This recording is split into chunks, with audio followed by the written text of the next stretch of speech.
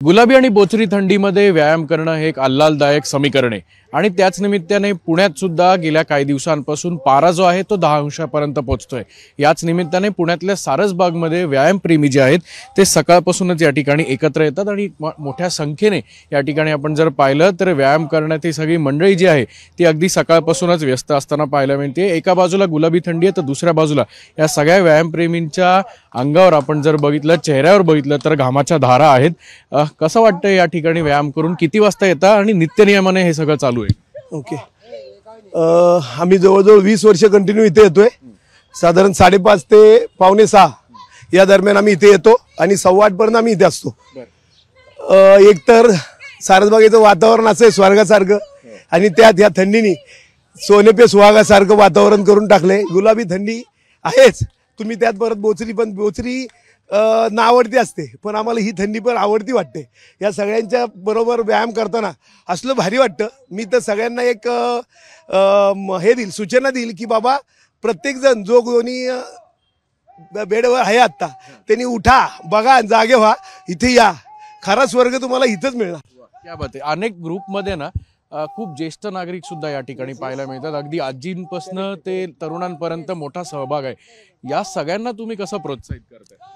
प्रोत्साहित करायला तर आम्ही त्यांच्याकडून घेतो असं वाटतं, कारण आम्ही जेवढे कंटिन्यू नाही तेवढे या वयस्कर लोक कंटिन्यू असतात।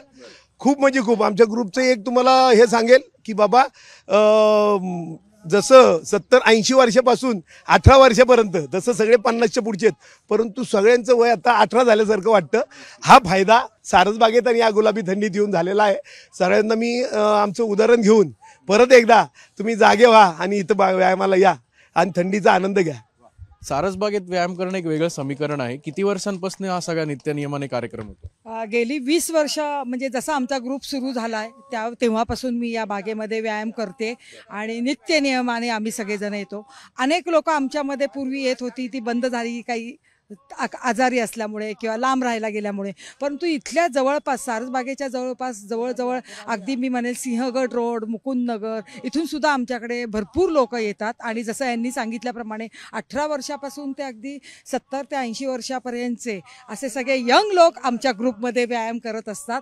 आणि हे खरंच श्रेय आमचं जातं आमच्या नाईक सरांना, कारण ते स्वतः स्पोर्ट्समध्ये असल्यामुळे कुठल्याही प्रकारचं निशुल्क कुठलंही नाही, फक्त इथं एकच नियम आहे की तुम्ही व्यायामाला यायचं असेल तर ते रोज यायलाच पाहिजे।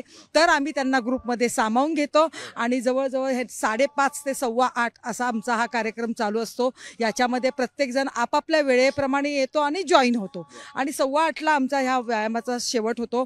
आणि अतिशय म्हणजे हे वातावरण गेले 5-6 महिने आपण बघितलं की अतिशय पाऊस यायचा, पण त्या पावसातही जमेल तसं आम्ही इथे यायचो। आत्ताचं जर वातावरण म्हणलं तर थंडी म्हणजे अगदी गुलाबी थंडी आहे।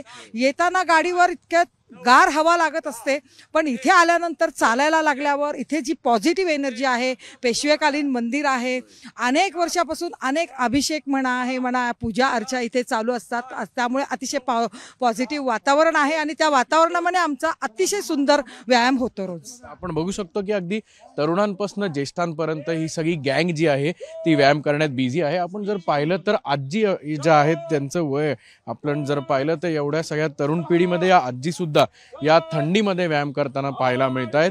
मोठी संख्या जी आहे ती या ठिकाणी आपल्याला पाहायला मिळते। एका बाजूला पुण्यातल्या थंडी जी आहे ती गेल्या काही दिवसांपासून पारा जो आहे तो कमी होतोय आणि दुसऱ्या बाजूला या ठिकाणी ही व्यायाम करणारी जी गँग आहे तिची ऊर्जा पाहून अगदी सकारात्मकतेचं एक प्रतीक या ठिकाणी पाहायला मिळतं। कॅमेरामन सुमित भोसलेचा अक्षय बडवे, साम टीव्ही न्यूज, पुणे। देश विदेशातील प्रत्येक घडामोडींचे लाईव्ह अपडेट मिळवण्यासाठी आता साम टीव्हीच्या सर्व सोशल मीडिया प्लॅटफॉर्मला लाईक, फॉलो आणि सबस्क्राईब करा। तसंच सर्व नोटिफिकेशनसाठी बेल आयकॉन प्रेस करायला विसरू नका।